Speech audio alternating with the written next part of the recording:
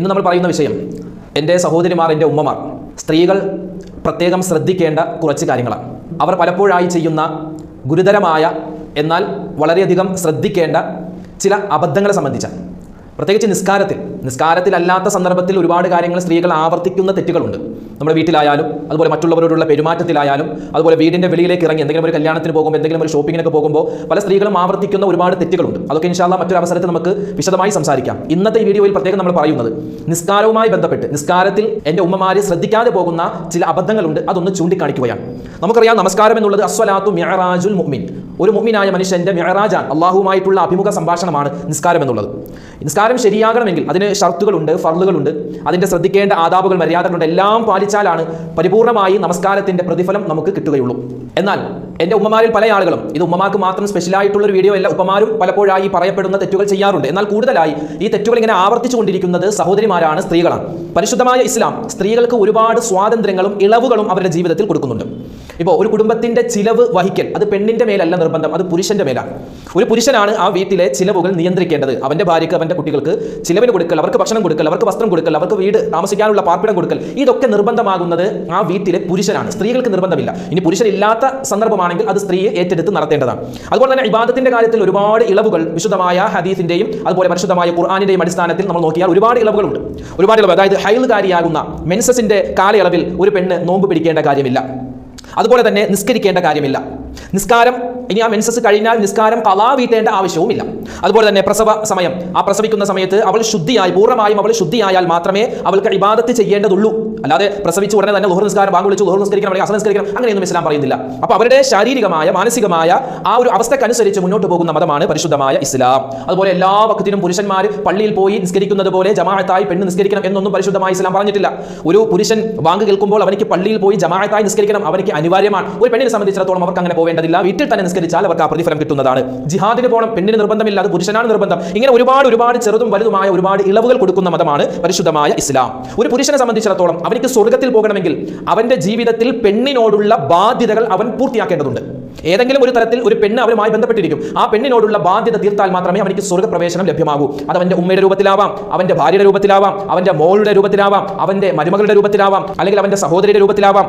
അവർക്കുള്ള ഭക്ഷണം, വസ്ത്രം, അതുപോലെ തന്നെ വീട്, ഇതെല്ലാം അവർക്ക് ഒരുക്കി കൊടുക്കൽ ഒരു പുരുഷനെ സംബന്ധിച്ചിടത്തോളം അവന്റെ കീഴിൽ താമസിക്കുന്ന കാലത്തോളം അവർക്ക് ചിലവിന് കൊടുക്കൽ, അവരെ നല്ലതുപോലെ നോക്കൽ നിർബന്ധമാണ്. ഇനി നമുക്ക് നമ്മുടെ വിഷയത്തിലേക്ക് വരാം.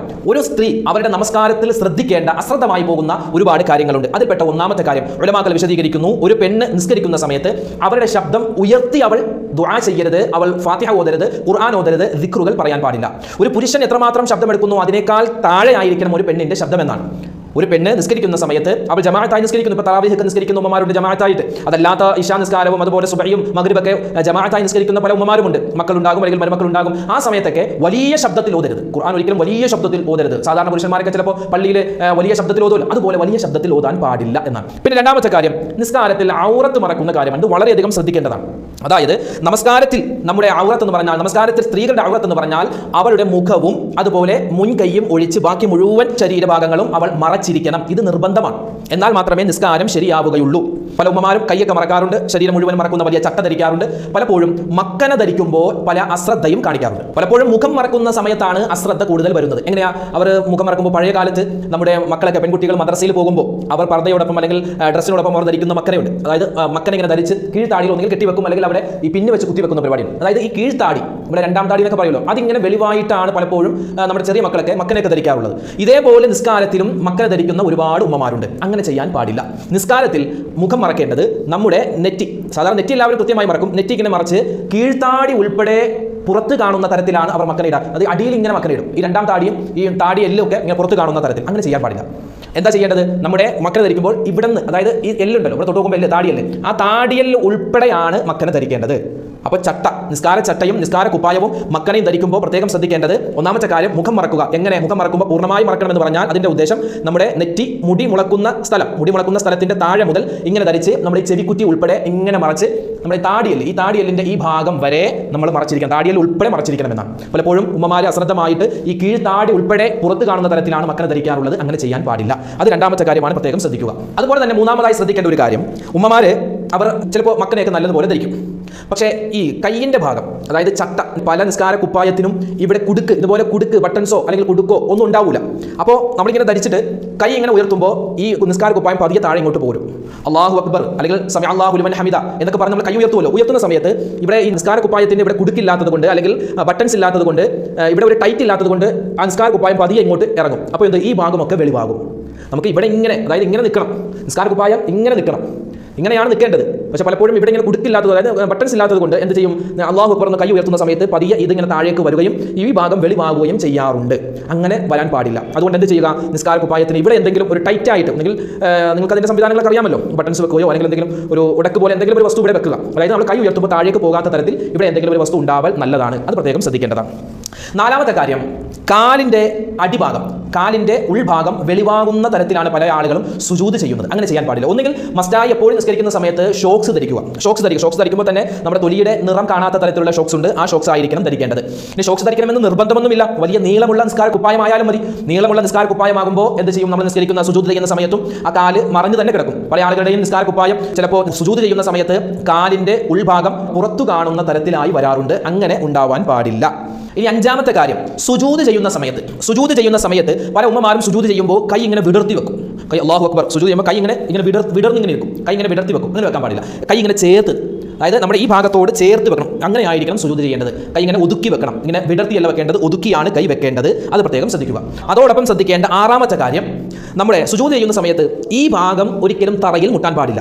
പലപ്പോഴും ഈ നായ, പട്ടി കിടക്കുന്നത് പോലെ പല ആളുകളും സുജൂദിൽ ഇങ്ങനെ കിടക്കാറുണ്ട്. അതായത് കൈ ഇങ്ങനെ ഫുള്ള് ഈ ഭാഗം മുഴുവനും ഇങ്ങനെ തറയിൽ ഇങ്ങനെ കിടത്തി വെക്കും. അങ്ങനെ വെക്കാൻ പാടില്ല. നമ്മുടെ കൈ തറയിൽ, നമ്മുടെ ഈ കയ്യിൻ്റെ മുൻകൈയിൻ്റെ ഈ ഉൾഭാഗം മാത്രമേ വെക്കാവൂ. ബാക്കി ഉയർന്നു നിൽക്കണം. ബാക്കി തറയിൽ വെക്കുമ്പോൾ ഉയർന്നു നിൽക്കണം.